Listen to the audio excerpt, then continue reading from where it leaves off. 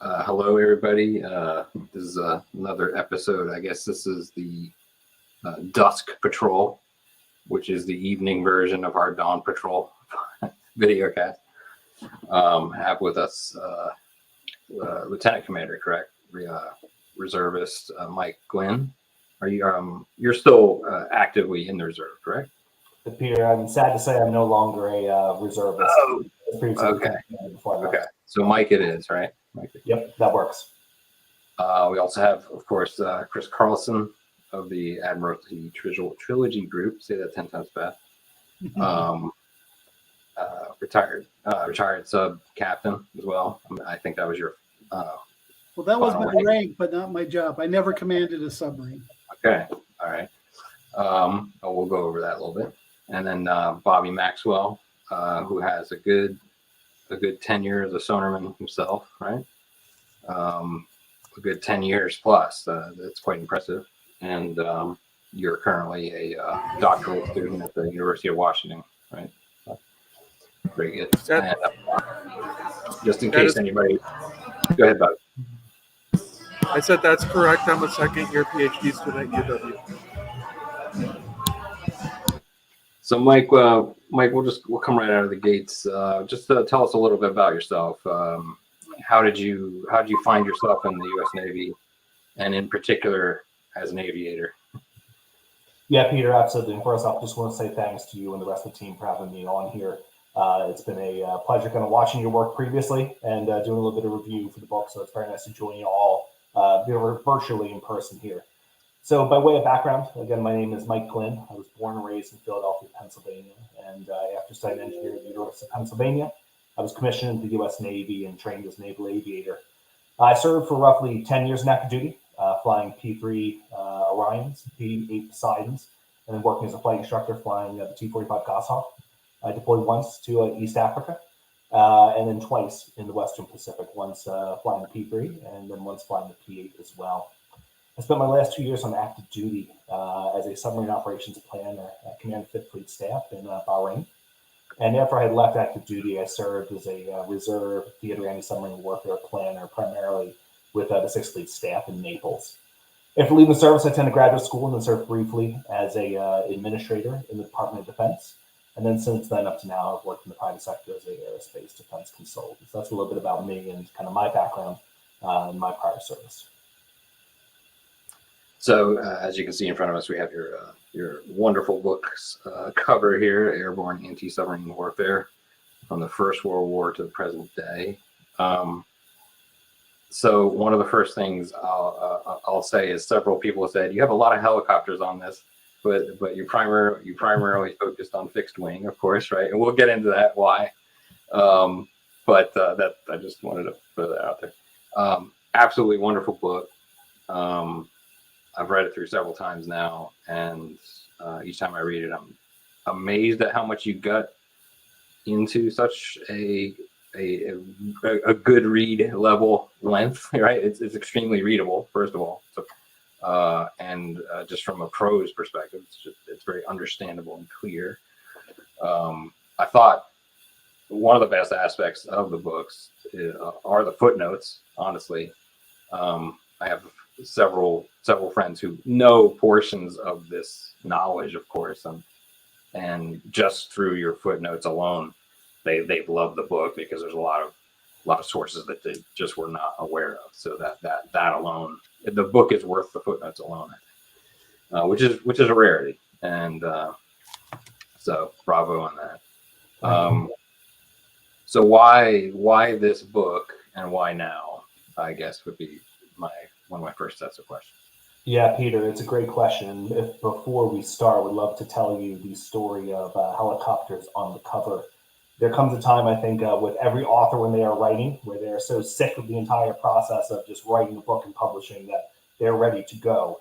And I think there are times when the editorial team for your publisher has a vision for the artistic layout, and you as the author have a different viewpoint. But the great folks at Pen and Sword, put something together, and the process has been long. So we were, I think, excited just to kind of get the work published out there. But I will certainly say that if we're lucky enough to do a second edition of this, I've had enough kind of commentary from my Maritime Patrol brethren that I have to, draw a hard line and make sure we get enough kind of fixed wing aircraft in the front. So, Peter, to answer the question about why the book and why now, I would love to actually kind of step back, and I think it's worthwhile thinking about where the Navy is today and where it's been for the last 4 decades.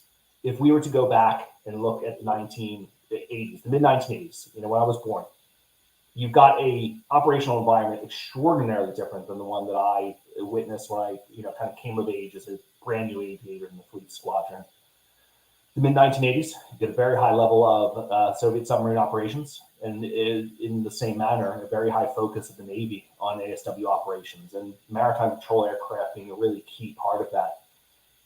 The VP community, which is the abbreviation for folks that may not know for the maritime patrol community, was very large and a very experienced force. There were 24 active duty squadrons. There was a reserve squadron near almost every major city. And if you were to add up all the different aircraft, you would get to a total of roughly 700 maritime patrol aircraft for just the American Navy alone.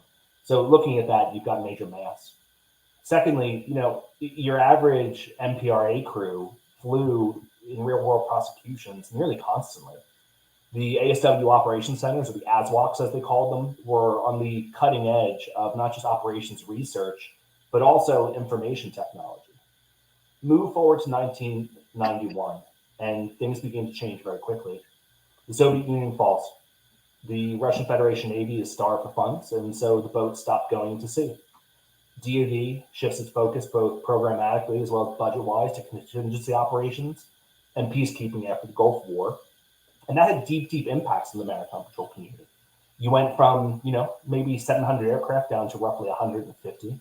And your missions reoriented extensively toward anti-surface warfare, land strikes, and primarily intelligence, surveillance, and reconnaissance via sonar.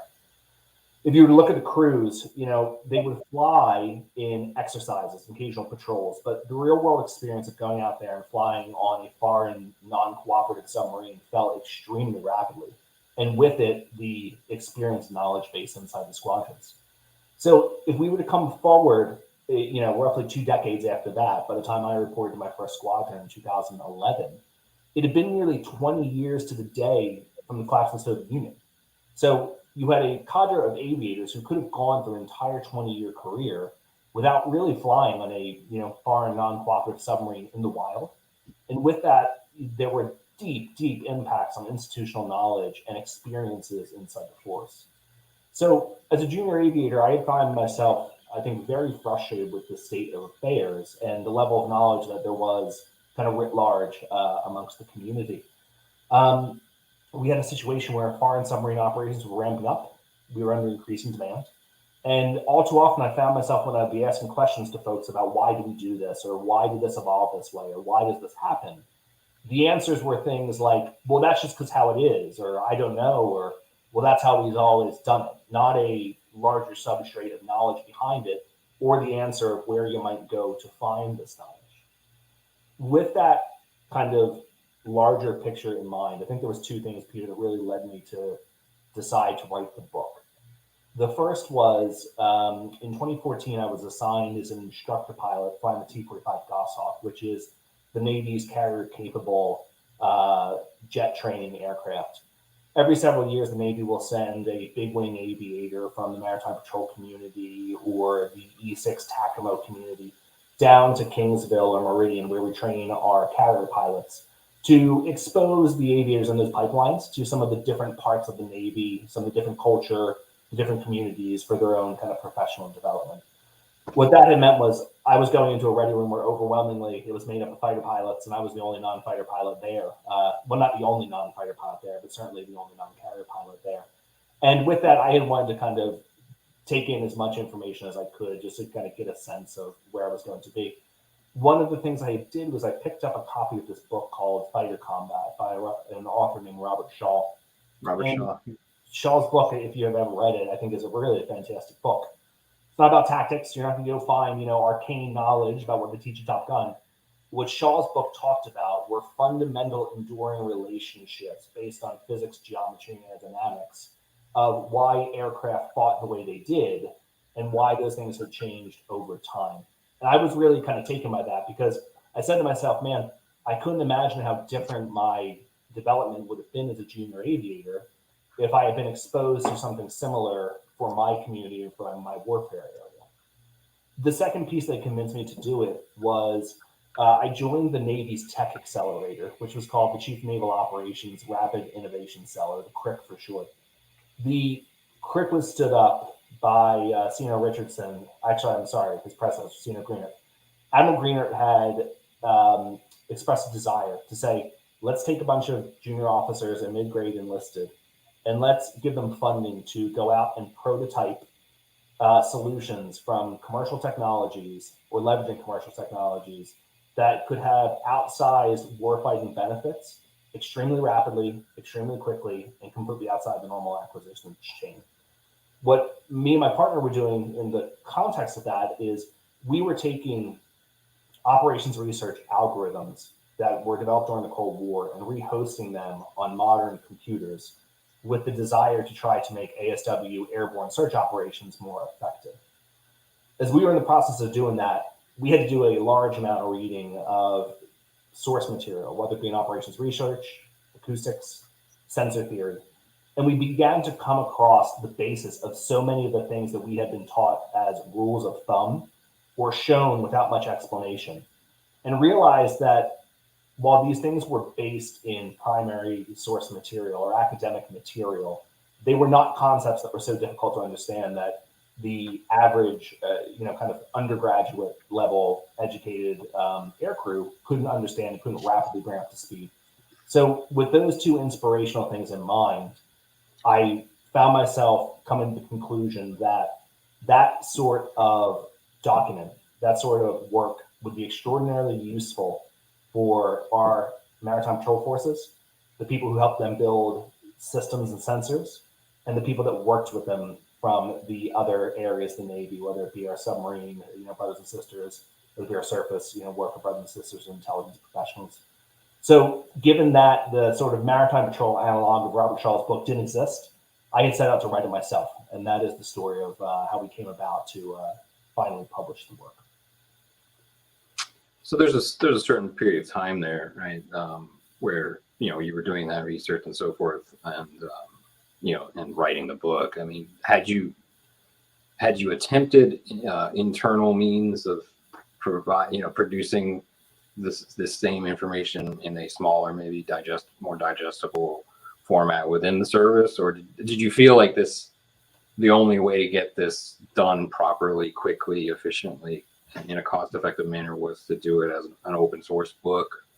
I remember reading your article on proceedings in, I think it was 2019. I hope I have that date right, where you mentioned the possibility of an undersea warfare journal, right, which was more on a clearance level.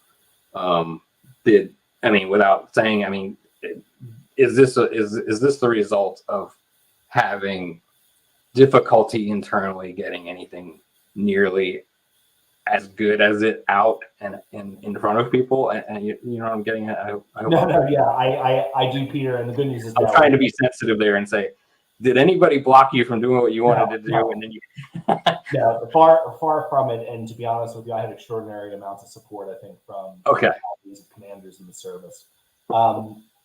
This book had probably been read by my colleagues multiple times before it even got handed off for pre-publication security. Okay. So, I don't think there's any competitive aviator in the world that would want to, have themselves, kind of shown off to the world as not knowing their stuff. So there had been, I think, a lot of support and encouragement from a lot of my colleagues and commanders to go and do this. The other piece that I think was useful is, one of the things that I had wanted to do was, you're innately going to have less access to some of these things if you basically do an internal, venue. And there's the additional piece of, I think, I'm far from the only person that says this, but I think the government in general, the federal government in general, and the DoD in particular, I think are very quick to classify and to overclassify. I don't think I'm saying anything radical or particularly controversial. I think most of my colleagues would agree with that. So you can very easily see how material that is completely derived from open source, is linkable to open source material, and derived from first principles could be treated as a classified work for a bevy of reasons. And in reality, that would hurt the ability for audiences that can benefit from this, historians that would like to have an understanding of some of the developments of these technologies, individuals who work on sensor or air systems development would benefit from this information.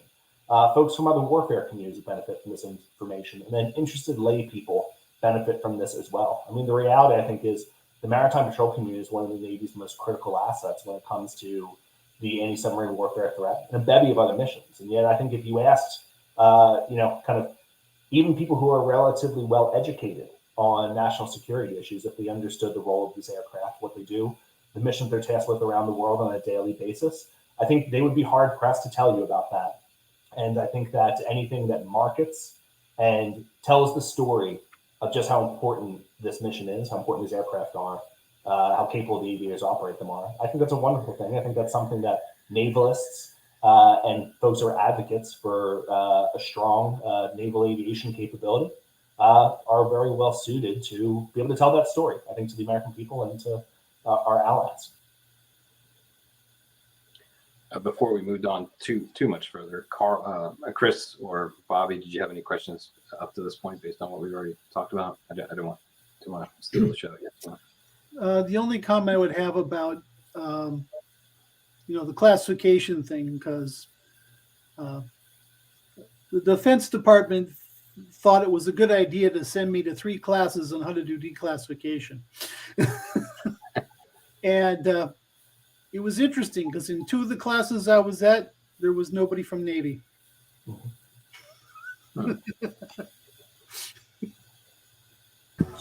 So the only thing I'd like to comment on is I came up as an enlisted person in the surface sonar community at about the same time you did. And I had a lot of the same struggles that we kind of had in the late 2000s, the early 2010s, the same kind of revolution in terms of actually going from not being needed to being extremely heavily tasked. Because I did all of my time in 7th Fleet as well, and we went from doing nothing to being very busy in about a 2-year span. Interesting. Yeah, well, I have to admit, Peter, that some of us did not go quietly.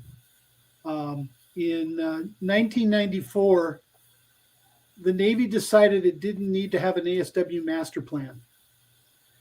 And myself and about half a dozen other colleagues, 2 from CIA and the rest from Navy, we went in and we fought like crazy that was really dumb. And we lost. That was a foregone conclusion, but just wanted to get the documentation that people said this is really stupid. Chris, if I could add one bit with regards to security vetting, because I think this is an important thing. I mention this whenever I discuss the work. I want to call out first and say, first, anybody that kind of approaches the book is looking for tactics or sensitive information, they're going to be disappointed because they're not going to find it. Secondly, the book covers historical info on the development of Airborne ASW, the weapons and the sensors and how they're used. For anything that's related at all to sensor weapon employment, all the information is linked to primary or secondary sources that are unclassified and freely available.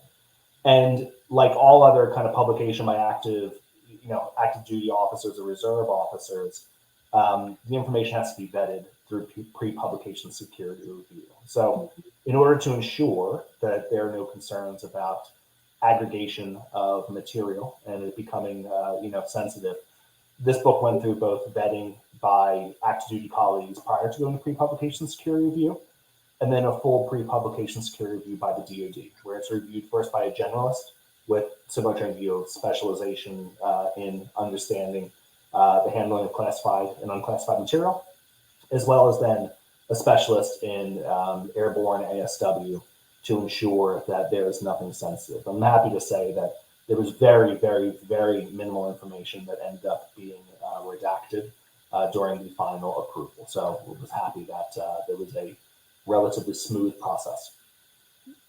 Well, if you ever get to a second edition, I will send you the declassified the Naval War College Archives, the 1975-76 engagement analysis studies called VP versus SSN. It has been properly declassified by the U.S. Navy. It has been available, I'd say, for 15 years. I'm not the only one who's looked at it. I know Dr. Friedman has it, and I know a couple other people. So, from a classified Navy perspective, you can talk about old LOFAR, the 41 buoy and what we did then, and be pretty clear, because the Navy has already, given the blessing. So we'll move on to the next topic here, Mike. Full spectrum ASW.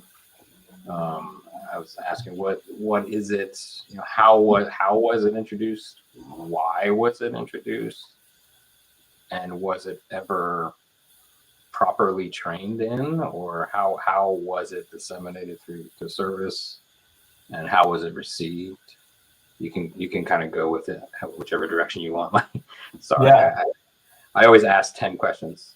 No, of course, Peter, I appreciate it. First off, for anyone who may not be familiar with full spectrum ASW but interested in understanding it, I think the seminal article on it is written by retired Captain William Tody in Proceedings, which I think is called The Hunt for Full Spectrum ASW.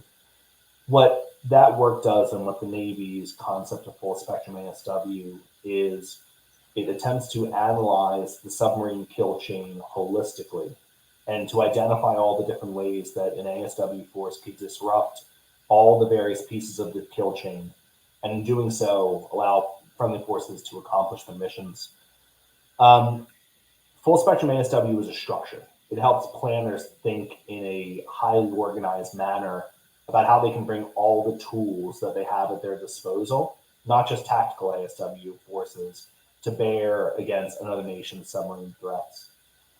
I think one of the things that's useful in understanding this construct, which is built out of 10 different threads of the submarine kill chain, is to understand first that full spectrum ASW, like ASW in general, is negative in its aims. And what I mean by that is ASW is not a mission that is done as an end unto itself, but as a means to prevent a submarine from interfering with other forces.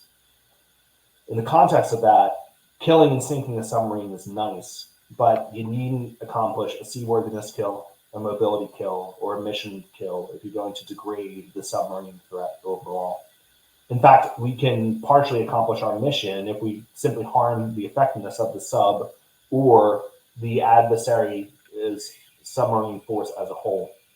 I'll give you two examples of how this breaks down and where you've actually seen this done historically in history.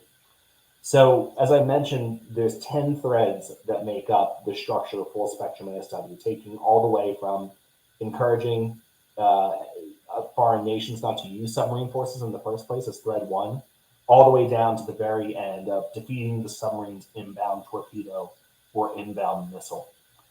The third of those threads is calling on our friendly forces to defeat the submarine's shore-based command and control.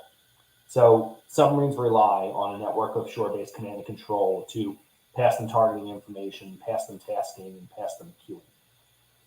If our ASW force were able to destroy or jam or hack command and control links, or flood an adversary's C2 systems with false targets, the submarine would have a much harder time finding and sinking friendly forces, helping us to accomplish our mission.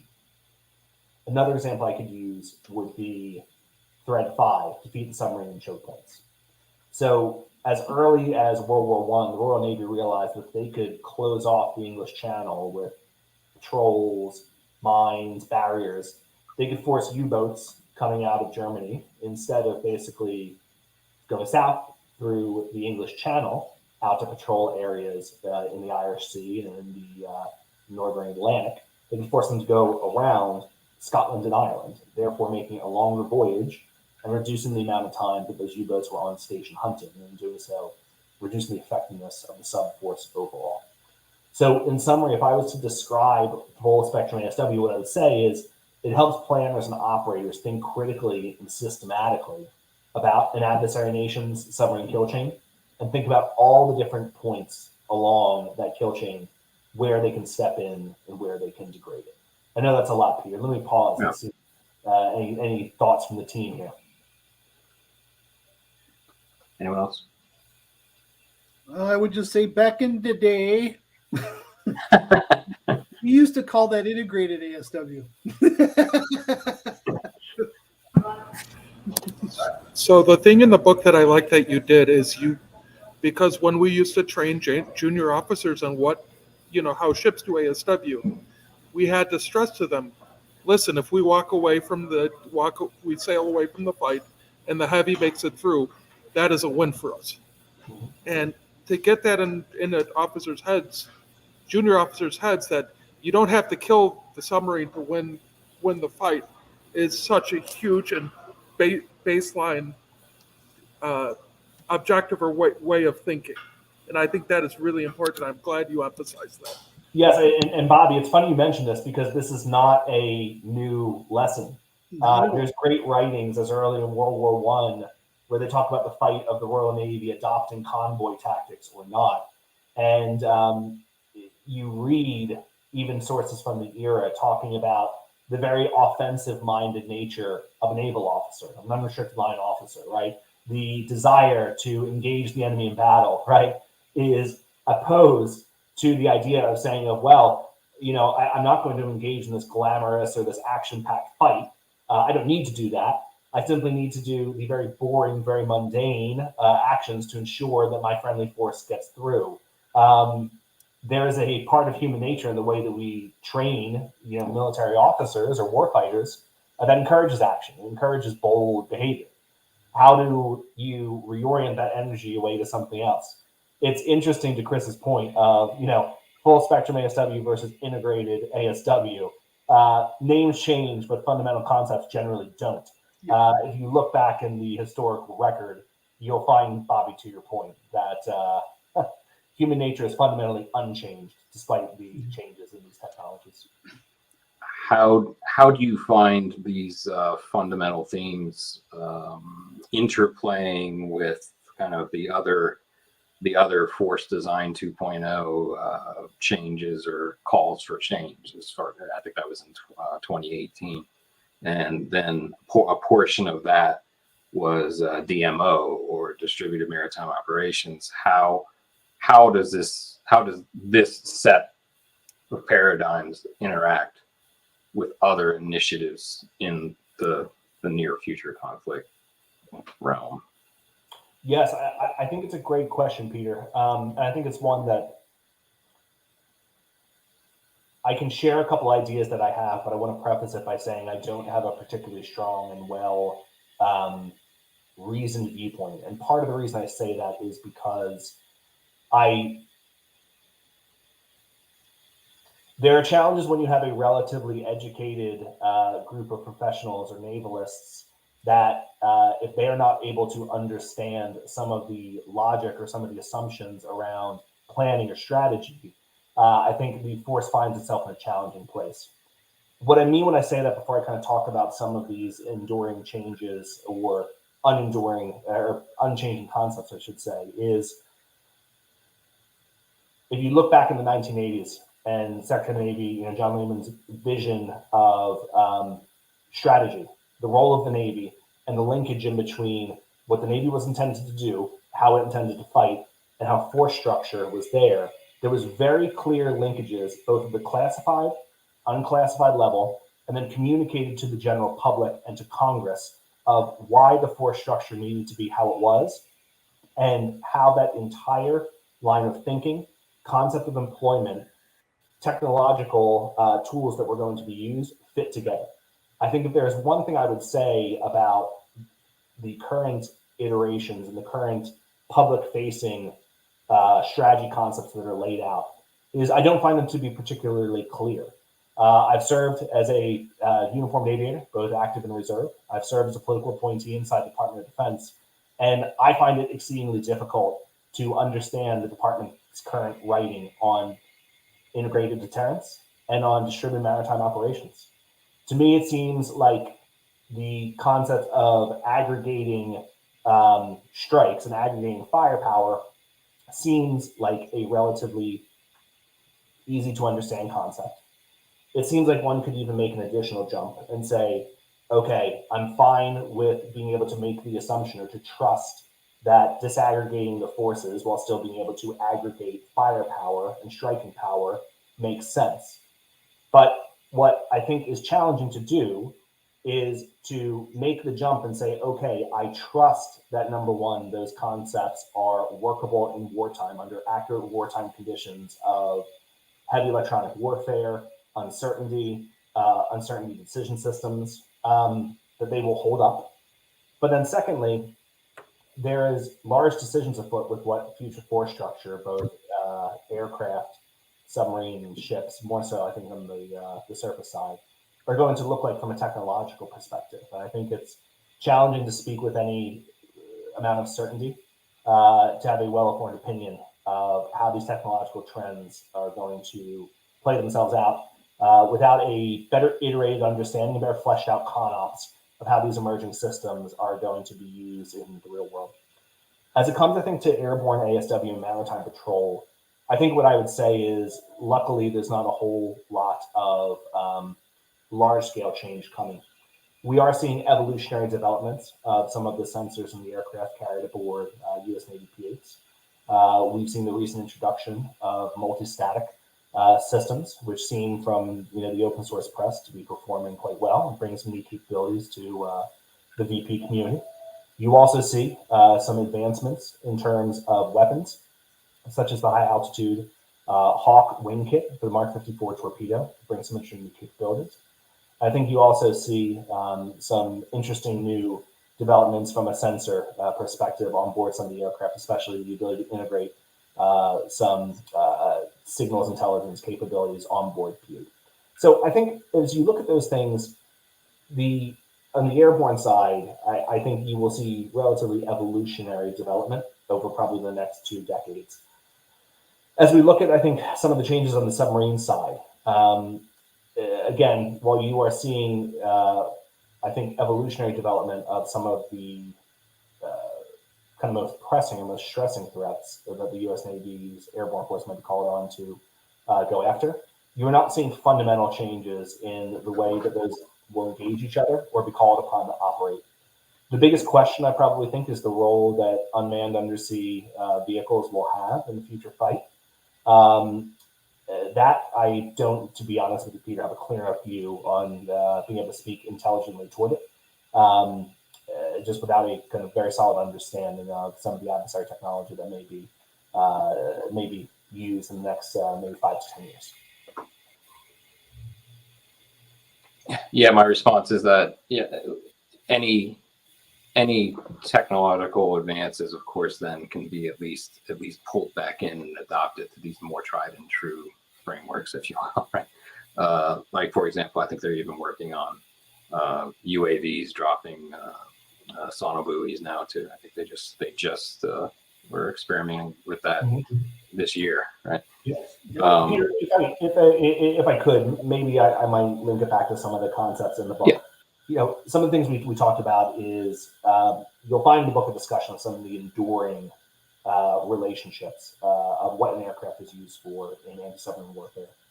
One of the first things that comes to mind is the speed of the aircraft. So the ability for me to close a datum at very high speed, to go out and to prosecute a particular area is unmatched. What will take a SSN or a surface warship days to get to a P-8 or a maritime patrol aircraft could be there in hours. The second piece I think that comes along with it is the ability to sanitize a relatively large parts of the water column in quick order. So while the relative range that's cleared out by, say, an individual sonobuoy is small, the ability to use large padding to be spread over tens of miles allows a large amount of area to be sanitized in pretty close order. The thing that will not change, even with the addition of, say, air oil refueling on board some of these aircraft, is persistence. An aircraft is going to be able to persist in a particular area for hours at most. It simply lacks the ability of a submarine or ship to stay there indefinitely, or not indefinitely, but for long amounts of time. Some of this may be changing with the addition of some unmanned technologies, such as the MQ-9 Sea Guardian. This could certainly be very useful in certain choke points that are a relatively short area from land, but where there's benefit to having a more persistent sensor there.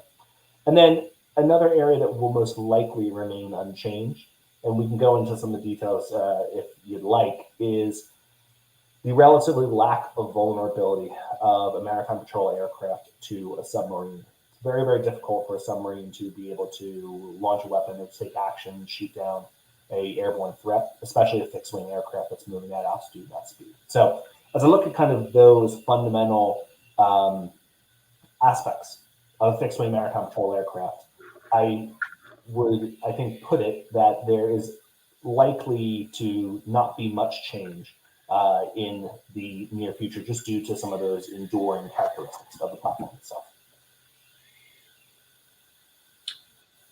We've seen for the P-8 Poseidon in particular, right, where they've been doing experiments with the long-range anti-ASCMs or ER, the ER versions thereof as well.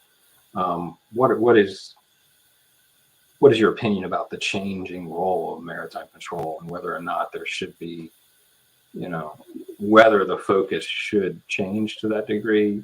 Of course, it's always nice to get two for one, but do you feel like it's distracting the maritime force or patrol force? Or no, I don't, Peter. And as you ask it, when I was on active duty, I was a very vociferous supporter of the P-8 taking a more active ASUW or anti-surface warfare role. When we think historically about the mission of the Navy's maritime patrol forces, the community has a very, very strong history of being a very potent anti-surface threat. As you look back in World War II, you see the history of Black Cat, PY Catalina's flying out of the Pacific and attacking Japanese shipping at night. So when you look at kind of what is in the history and the sort of bones of the community, I would say that this is not a departure from their mission. It's a fundamental part of what they've always been. As we look at, ASUW, this has been a warfare area where the community has been involved with for many decades. The AGM-84 Harpoon, for example, was originally developed to fire on surface Soviet SSGMs, guided missile submarines. So you certainly have a long lineage of having those capabilities, having them in a relatively robust way. I think that one of the things that has changed quite a bit and is a fundamental kind of question from a force structure perspective is the United States has seen a decrease in the size of the forces overall to have a smaller number of more high-end multi-role exquisite platforms, as opposed to a very large number of less capable or perhaps single mission platforms. Now, that's a very useful thing to have for commanders to have in peacetime, because I can send a multi-role aircraft or a multi-role ship or multi-role submarine to a particular COCOM and have them do many of the missions that command might do. But in wartime, especially in a world where our industrial base is as small as it is and is not well linked with the necessity of producing assets and producing them at scale, there is a distinct downside in terms of having a limited number of very high-end assets. I think as we look at some of the fights or potential conflicts that the United States may find itself in, that the ability to have a multi-mission airborne platform that can serve an ASW role, but also can be loaded out with a bunch of cruise missiles and go to engage surface threats is a very, very useful and very powerful thing. And as a result, I've always been an advocate, I think, of the integration of more modern anti-ship strike capabilities on board the P-8, as well as some of the survivability systems, such as radio frequency countermeasures, tow decoys, that go along with operating in an area where there's likely to be a high-end anti-air warfare threat. So with regards to the news about, say, the El Rasa missile being cited for integration aboard the P-8, I remember very much texting my colleagues who are now commanding officers about how happy I was that our vision many years ago was finally being realized. So no, I'm very much a proponent, I think, of that integration of that more robust anti-surface capability and the benefit that that brings to the community in general and then the Navy kind of overall.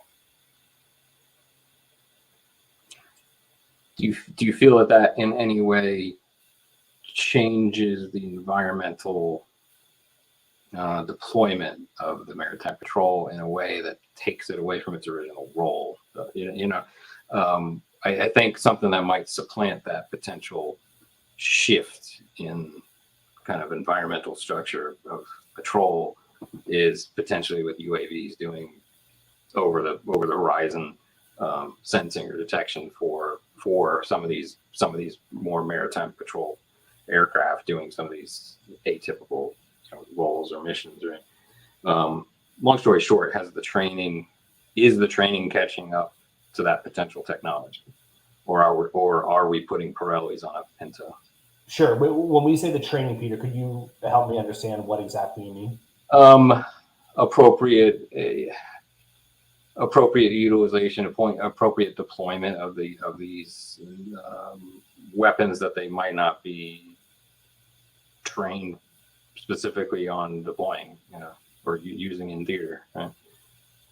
Well, first off, what I would say is that the community, at least since I was affiliated with it in the 2010s, but as far back as really the 90s, had integrated and trained very competently on anti-surface weapons. So I remember as a young P3 pilot, we were trained in delivering the Harpoon, trained on delivering the land strike version of Harpoon, the SLAM ER, and then trained as well on delivering the AGM-65 Maverick, which gave us a short-range infrared guided capability. So no, we had always trained quite competently on those, in my opinion.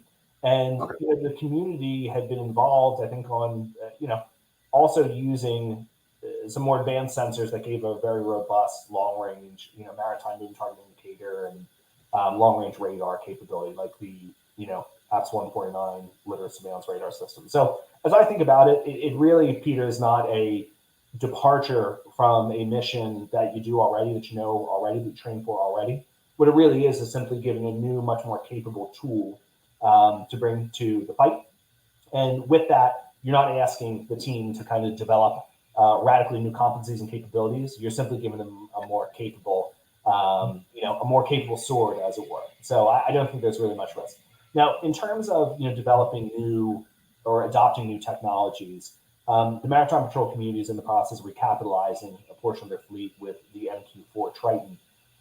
So there is a full embrace of the utilization of that manned as well as unmanned capability to bring the benefits of each to the operational kind of environment. So with that, I think the good news, Peter, is this is only upside as far as the air crews are concerned. And they're very excited, I think, the prospect of getting some systems that bring some very impressive new capabilities. So speaking of the advent of newer technologies, with the advent and rise of the use of AIP systems on diesel submarines in littoral subsurface operations, are we seeing a rise in the need to rely even more heavily on our allies to provide subsurface operations or anti submarine warfare? That's a good question, to be honest with you. I'm not sure one that I'm particularly well suited to answer. The biggest reason I say, Peter, is it's been several years since I've been in an operational capacity or a kind of multinational planning capacity. And most of that time, since roughly 2018, was really focused on operations in the North Atlantic and the Mediterranean. And so less of maybe some of that shallow water AIP kind of threat. I couldn't, I think, speak with a lot of confidence, Peter, in, ask that question, do we rely on our allies more for this? I think what I can say with a pretty firm kind of backing is that the United States, I think, has certainly witnessed a much more active foreign submarine, activities. It's no secret, I think it's been quite public, that the Russian Federation Navy has been far more active with submarine forces in the last 5 years. I think similarly, the operational tempo of the Chinese Navy has no doubt been growing during the last decade. And with that, you certainly on the Chinese side see a AIP capability. So my assumption would be there certainly is demand, as it were, to keep track of forces. Whether that's best done, I think, by some of our allies that are equipped with AIP or by American forces, I can't really say. And to be honest, I think it would be difficult to say without kind of finding someone who is very active in this area right now. So back directly to some of your historical sections of your book, chapters 3 and 4, and so on. What would you say is the most important development in each stage of those historical periods, between during World War I, in the interwar period, through World War II itself is a period of its own, of course, there was so much development, and then through the Cold War. This is a huge question, but the top level answer is fine. Yeah, Peter, you're going to have to give me some history here in terms of covering a century of technological development here in several minutes. But now, as I think about this, here's how I, in my mind at least, think about those questions of the most impactful changes. If I were to answer for World War I, what I would say is the most impactful advancement was the realization that submarines could be degraded through virtual attrition, i.e., you were hurting their effectiveness as a whole without needing to sink them or even to attack them. Good examples of this, I think we mentioned it before when we were speaking about choke points, was the British deployed several tactics to effectively make the English Channel pretty much unpassable to German U-boats. They utilized mines, they utilized patrols, they utilized a barrier, a physical barrier known as the Dover Sweep, that forced U-boats to go down below it and come into contact with mines. This forced subs to go up around Scotland, around Ireland, and to make the transit much more lengthy. And in doing so, reduce the number of days that U-boat could be on station and be hunting for Allied forces. Other ways that they've done this was the institution of convoys and the utilization of signals intelligence systems to plot HF radio transmissions from the U-boats and then route the forces around those areas. Now, if we think about the interwar period, there's a wide variety of advances for aircraft that happened during that time period. Things like power plants and the power density of those power plants increasing radically. Things like new structures for wings, fuselages that took advantage of the state-of-the-art metallurgy at the time, the shift from fabric to light aluminum and other kind of alloys. But if I had to really pick something that's most impactful for ASW overall, I would have to say the advances in the development of early sonar systems. So whether it's the development of the British ADSIC system, you're giving first surface forces the ability to detect a submerged submarine, fundamental advancement in anti-submarine warfare. Next, you're beginning the process of sensor development that opens up the development of miniaturized passive and active sonar systems that are capable of being carried by airplanes. And what we find in that period is you're setting in place the building blocks that will eventually lead to, by the end of the war, you've actually got all the fundamentals of modern airborne anti-submarine warfare in terms of you've got the ability to detect radar, you've got the ability to detect a submerged submarine with sonar, and you've got the ability to attack that submerged submarine with a homing torpedo. Now, if we look at World War II, though, and the advances that were most impactful, I think, at ASW overall, in my opinion, and individuals I think can certainly make very good, strong, reasoned arguments with another viewpoint. But I would say that the largest advancement was the development of airborne radar. And the reason I say that is because it gave aircraft the ability to detect a surface sub at night or in poor weather. And this forced submarines to move eventually from operating primarily on the surface to operating primarily underwater and accomplishing that submerged revolution that really would be fully made with the introduction of nuclear power. but fundamentally moving from the surface, we had a very mobile submarine, to underwater and as primary operation with the concomitant impacts on mobility and then reduction in sensor capability. So if I had to pick those, Peter, I think would be the three things I would say were most impactful for World War I interwar and World War II. Now, the last piece, I think if we think about the Cold War, I would say, in my opinion, the largest advancement was the introduction of nuclear power. This fundamentally altered the mobility and mode of operation of modern submarines. You untethered the boat from the surface completely.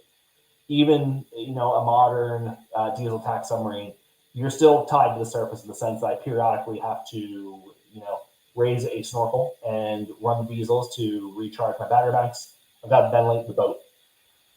You operate more as a submersible than you do a true submarine. Nuclear power changed that completely. You turn these boats into fully independent of the surface and really being able to unlock the full kind of power of their potential.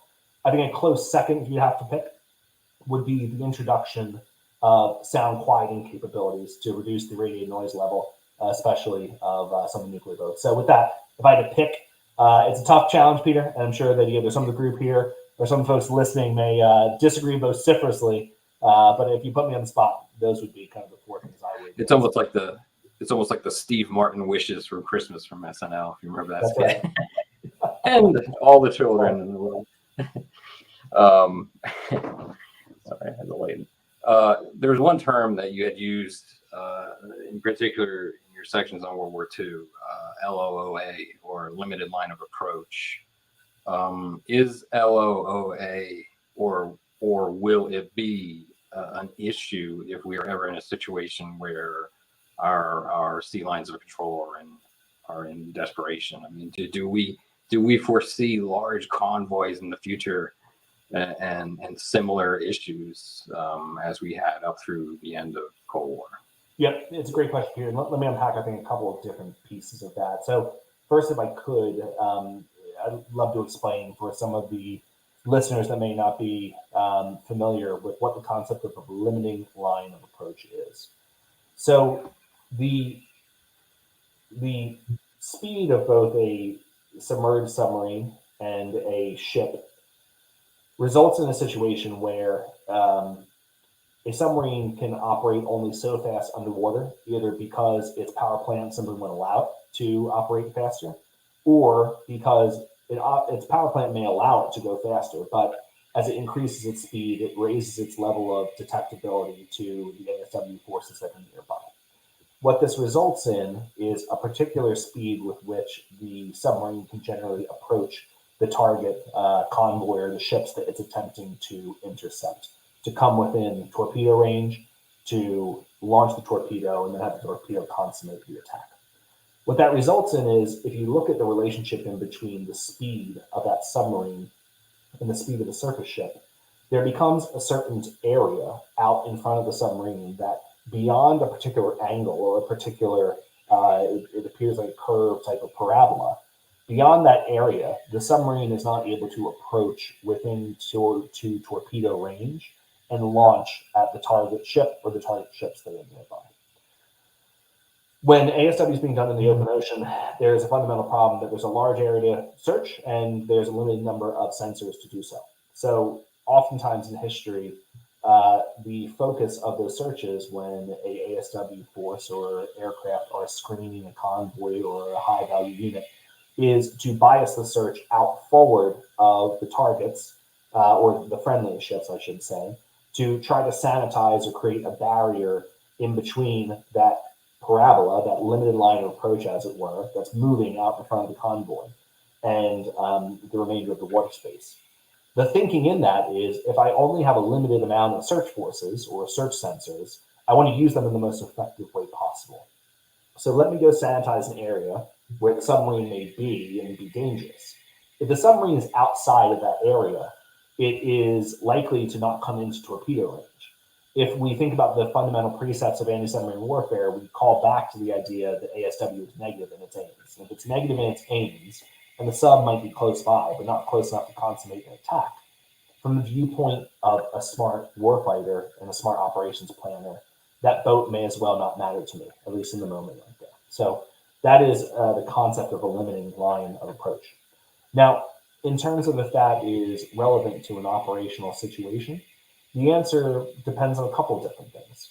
From a purely physics perspective, it certainly would apply to the situation where a torpedo-equipped submarine is trying to attack surface forces, just by the nature of physics.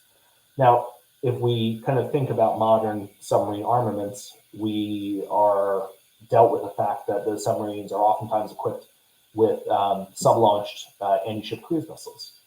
This extends the range of that attack so far that the concept of a limiting line approach tends to be much less important or meaningless altogether.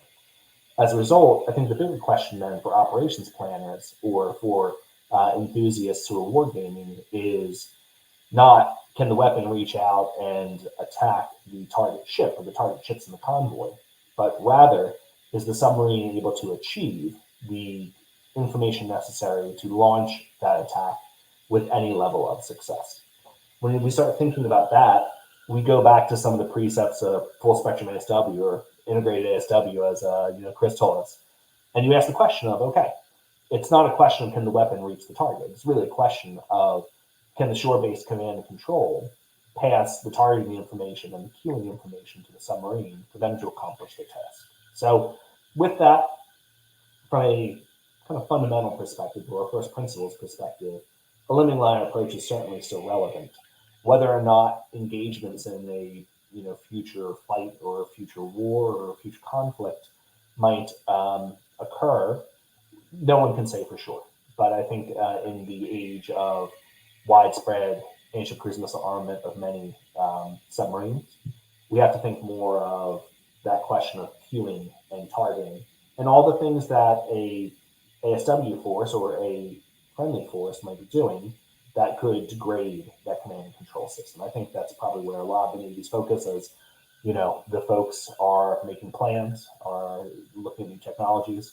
I'm sure a lot of their thinking is around the question not just of how to protect myself, but also how do I mask my forces from protection or protect them in such a manner where it's difficult to achieve a targeting solution.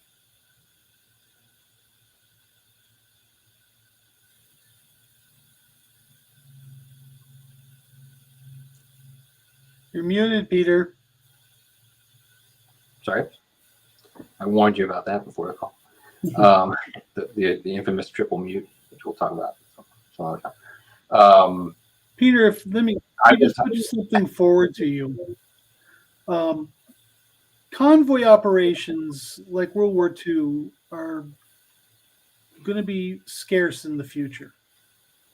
Largely because we haven't got enough ships to do it. But what you get into is if you have a formation of ships and the other guy knows you got to come to him, like our little away game in the Pacific, then limiting lines of approach become less of an issue because the submarines become a mobile minefield. You have to go to them. They don't have to go to you. And that puts a whole different spin on task force or battle group, if you will, ASW, because just running around him isn't an option anymore.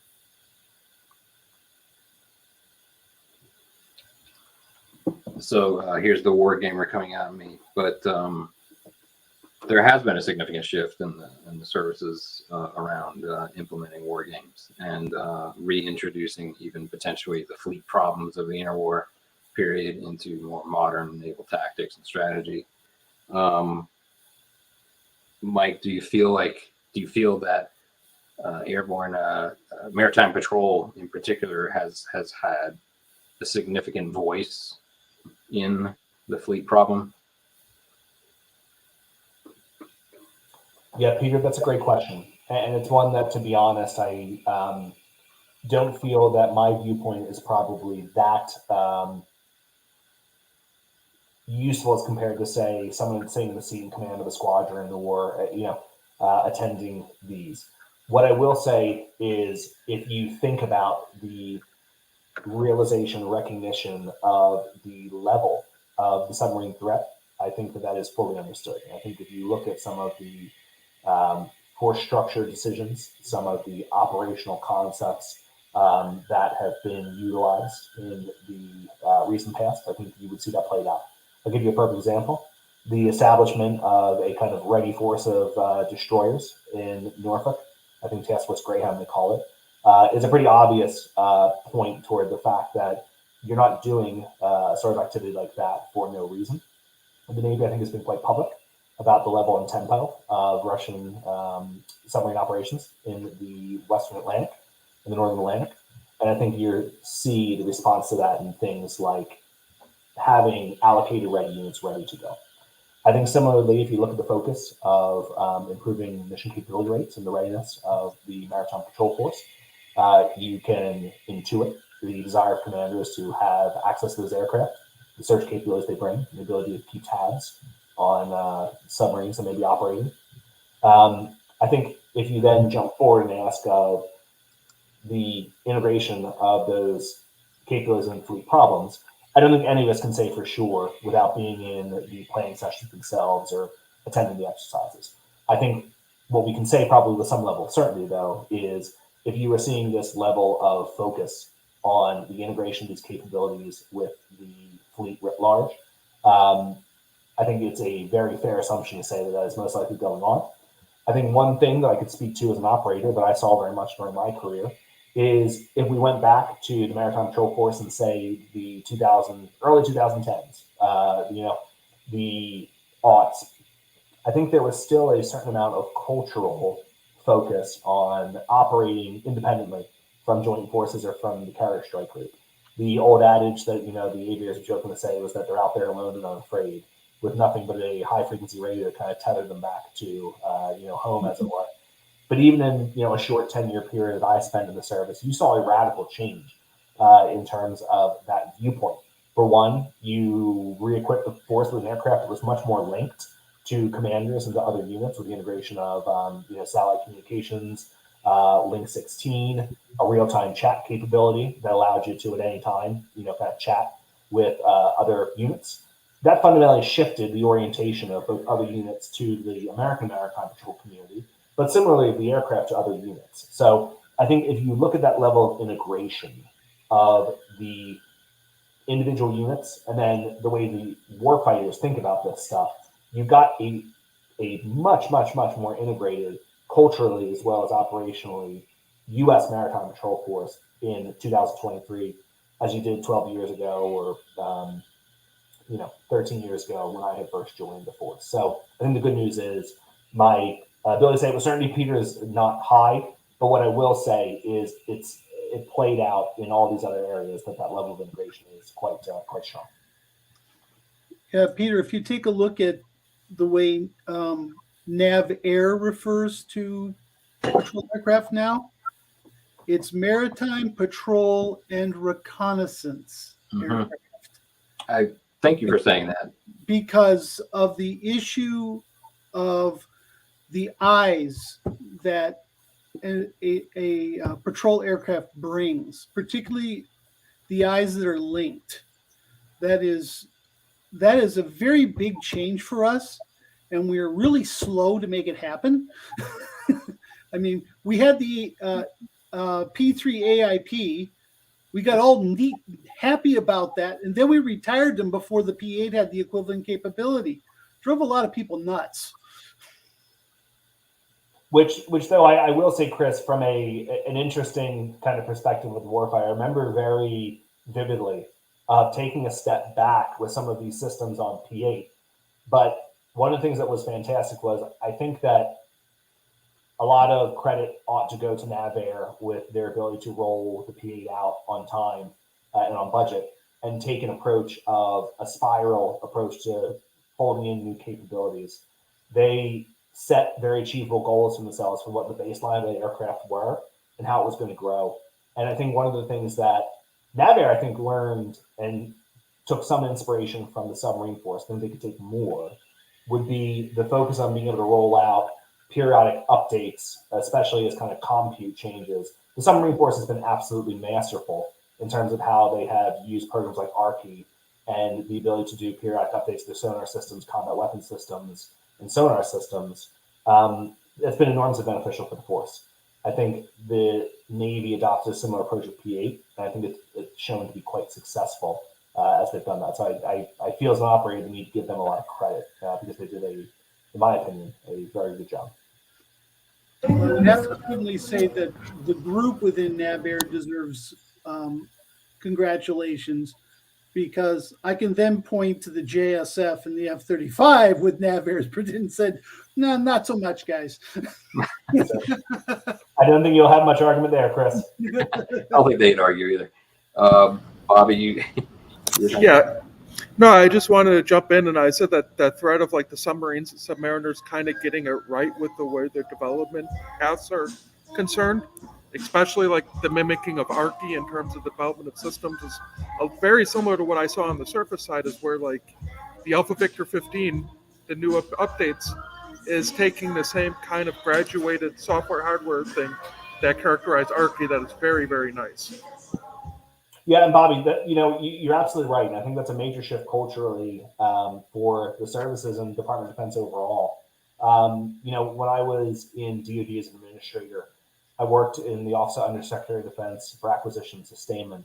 And one of the kind of areas you bump up against is this question of the relationship in between commercial technologies and the private sector taking the kind of leading role in advancement technologies and how the department reacts to that, versus DoD being in the leading role and driving R&D spending.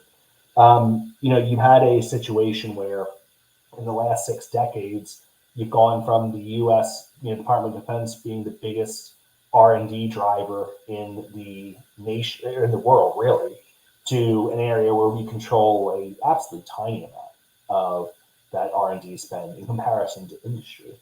You take the example of semiconductors, and you look at a world in which, as recently as kind of 6 decades ago, the DoD and NASA are buying roughly 60% of the market, down to today when DoD and aerospace defense systems writ large are buying less than 1% of semiconductor systems globally. You would think that there would be a wholesale reordering of the viewpoints of the way that we procure, buy, and manage technology, from saying we set requirements and we drive things to we are fast followers and we adopt, and we know that the development of compute and IT systems changes so rapidly. Let's get ourselves in a very nice kind of virtuous upgrade cycle, and let's build that into the way we manage programs.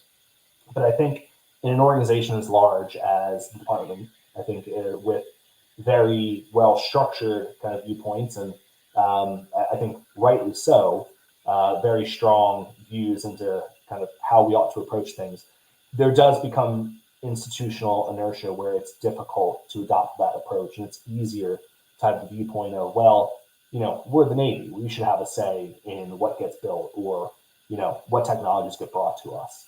I think you've got a tough problem where there's fundamental space or fundamental misalignment in between the way that R&D is done and the way technology advances in the private sector, and the way that our budgeting, procurement, and acquisition system is set up to basically deliver some of those technologies to warfighters.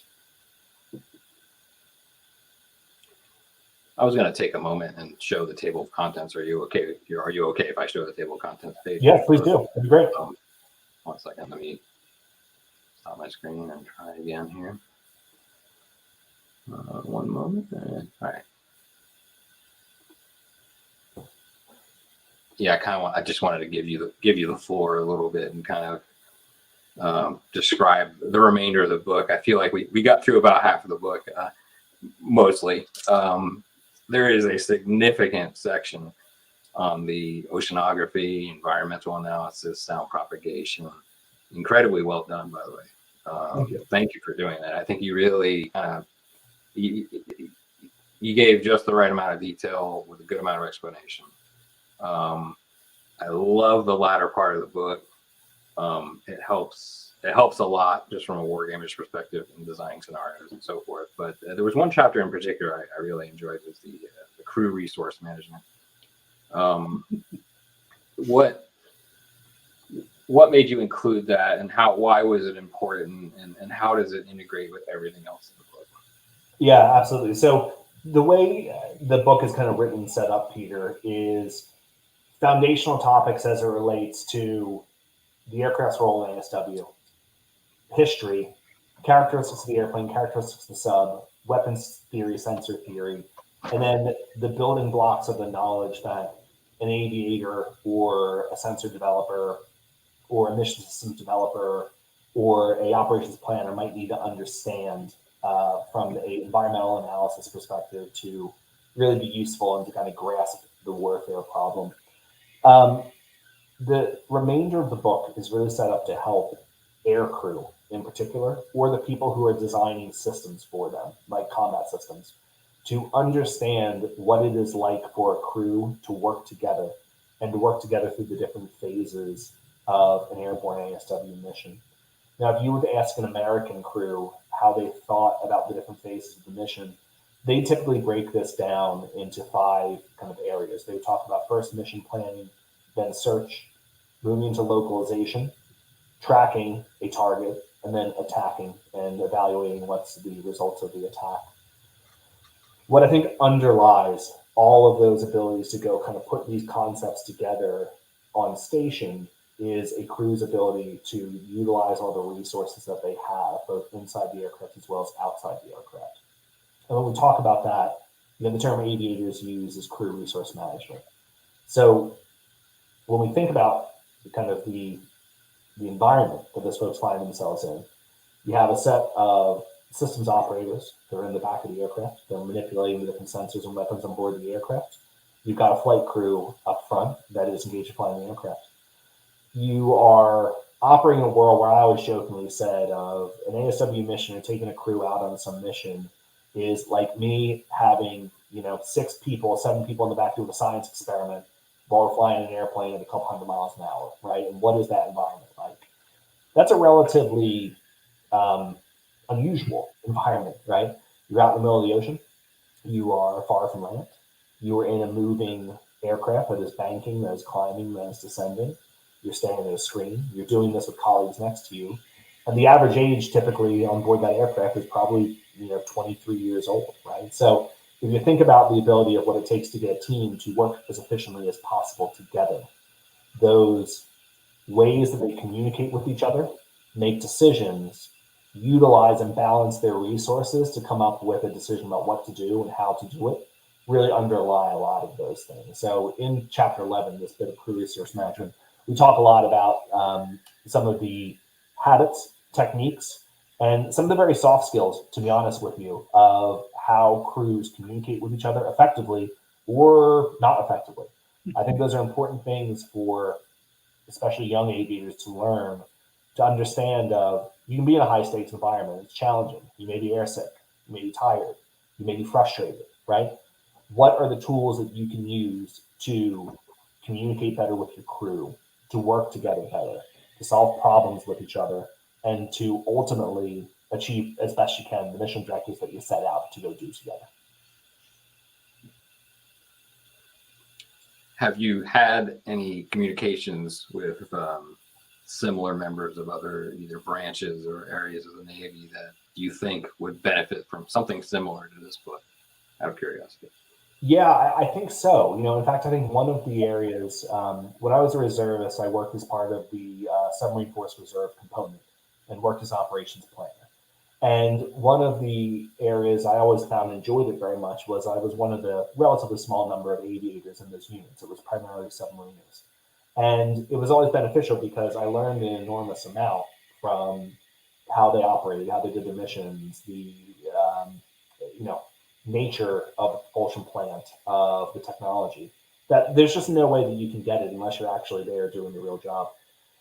Similarly, the teammates of mine, I think, found it useful to have an aviator there to help explain them the way that these aircraft operated, how they actually did what they did when they went out on mission, because very frequently it'd be those planners who would be responsible for tasking that maritime patrol crew. So a solid understanding of what are the capabilities of this asset, what are the manner in which they operate, what are some of the considerations that crew is dealing with, when they are out in a particular, operations area or out on tasking. Those are very useful things to have. So if I was to think back, I think in a similar way, I'd written this book from the desire of helping primarily aviators to understand this, but also we talked about other audiences that would benefit from it. Man, I would have loved being a newly qualified or under instruction theater anti-submarine warfare planner. I would love to have something like this that I could reference, or a similar analog that boiled down, say, the way submarines go out and operate at either an unclassified or perhaps a higher level of classification to be able to understand. I've got on my shelf I'm looking over here, a copy of, Tom Stefanik's Strategic Anti-Submarine Warfare, written in 1984. But how does someone take operations research and bring it into a level where not a layperson, but a educated person who is kind of an analog or is adjacent to that space can begin to use it? I'd love to see something like that. So maybe there's some submariner out there that's being inspired watching this and sets it out. Maybe Chris will, undertake this task next. I think Dr. Friedman's working on an ASW book, or the history of ASW. Good. Because he keeps asking me questions, and I'm running out of answers. Well, I'm happy to hear that. That's great. Well, I'll open it to the floor. Is there anything else you wanted to kind of get across, Mike, about the book? What was the most enjoyable aspect of writing this book? That most enjoyable, unexpected aspect of writing this book? Yeah, that's a great question. I think that one of the enjoyable parts of this is I think part of the act of writing is forcing yourself to ask the question of how well that you understand it. I think one of the things I enjoyed was being forced to go back and read primary sources, and to ask yourself, how well do I really know this material? I may have gone through and memorized a certain explanation for, say, how the passive sonar equation worked and how I calculated figure of merit. But going back and actually having to do that myself and then explain it well enough, I found to be enjoyable as I did. And I think the other piece that I found to be particularly interesting was in the portions where we talk about kind of airborne ASW history. I always found Cold War ASW particularly fascinating. Going back and reading and learning a lot about some of the operations analysis software systems that were used to predict the locations of Soviet boats and to go plan searches, I found to be absolutely fascinating. And I had the opportunity to actually connect with some of the original architects of those systems who were, long since retired, but still had, very interesting things to say about them. The ability to go sit down with them and ask them about these systems, their recollections of setting these things up, which really at the time, if you were to think about this, today's day and age, we glorify the tech founder, we glorify these people that are in the bleeding edge of technology. But if I was to ask who was doing that in the late 70s, early 80s, this would have been a bunch of people using completely bleeding edge compute to, integrate a bunch of, search algorithms to predict locations of Soviet submarines in real time, right? That's cool. That's a wild story. That's a story I was never taught as a young aviator. To go back and learn some of those things, to meet the people who've done it, and then tell those stories to my fellow aviators, I found just to be a absolute pleasure. And I think the original architects of the systems enjoyed it. And I know that there was a lot of my colleagues who enjoyed kind of going back to the future, as it were, and learning about some of those things. So one of my final questions will be, is there another book in you? It's been, Peter, I think about a year plus since we published. So I think some of the fatigue of the writer as they go through the process of writing, publishing, and just getting to the end of a project has kind of decreased a little bit for a first-time writer. I think I definitely have aspirations to do another work in kind of the area of history of Airborne ASW. But what I would want to do is to have this be a much more kind of friendly to the casual reader or the layperson. I'd love to tell the story of the history through different vignettes. So you can start out from the very first engagement of, Austro-Hungarian fighter bomber bombing and sinking a French submarine, all the way to the current day. And you can tell it through the view of the crews that were there doing it. What did it sound like? What did it feel like? It was cold, it was noisy, there's vibration, I was sick, right? What does that actually sound like in person? Because I've always found the experience of flying the airplane, taking the crew out on a mission, and coming home to be an extraordinarily exciting event and a very dramatic event. I mean, the ability to go out and find a submarine in the open ocean, there's nothing more magical than, well, there are some things more magical, certainly. I say this as a father of a new child. There are some things more magical than finding a boat out in the open ocean, but when you hear your acoustic operator call contact, it's electric excitement. So I would love to be able to tell the story of that through different parts through history. One of the challenges, though, to do that, I think, Peter, is I'd like to either sit in or go fly in as many of those aircraft you're telling the story of, because I think it's fundamentally difficult to describe with kind of clarity the experience of flying unless you've gone and done it. So I would love the ability to go hop in PBY Catalina and go fly it. I would love to be able to hop in some of the few remaining B-24s and B-17s, go fly it, feel what it physically feels like, and then come back and tell the story kind of through those lenses. So I may have to wait a little bit until I get a chance. I see a docu-series in your future then. Like, yeah, maybe. We'll see. We'll have to see. we'll lobby for you. I appreciate that. Thank you. I appreciate that. Chris and Bobby, any last minute questions? Just one thing that, because you kept going back to this, Peter, about, does doing anti-surface searching, degrade ASW, that sort of thing. I gotta tell you, that's a false dichotomy. Okay, a maritime patrol and now reconnaissance aircraft is a search asset. Just like a surface ship has to know what's going on in the surface picture, the air picture, and the undersea picture, you cannot divorce yourself. Because if you do, you're going to either fail in your mission or someone's going to put a surface-to-air missile up your tailpipe. So in World War II, we did bifurcate these things out. We can't do that anymore.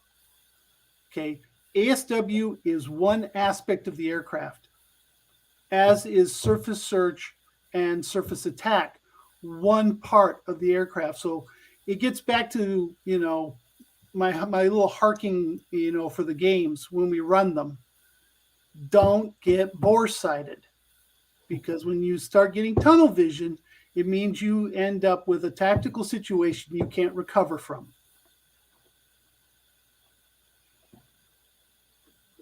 Bobby, I think this book in particular dovetails very well with your master's thesis, by the way, as a tactical learning, a center of tactical learning. Any last Yes, I don't have much other than I really enjoyed it, and the thing that I would wish I had when I was coming up, I would have, although I have to teach the different abbreviations because each of the communities have their own way of writing the same thing.